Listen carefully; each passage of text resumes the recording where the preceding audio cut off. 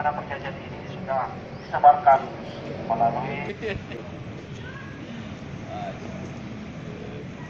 pimpinan pusat Muhammadiyah di Yogyakarta dan menyerahkan kembali uang dan meminta pembelaan dari pimpinan pusat Muhammadiyah yang sekarang membuat posko pembelaan korban Densus 88.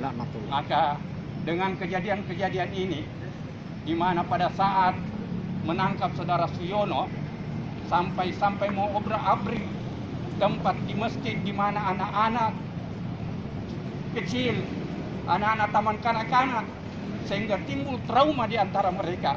Apakah ini suatu tindakan yang islami? Apakah ini suatu Allahu Akbar.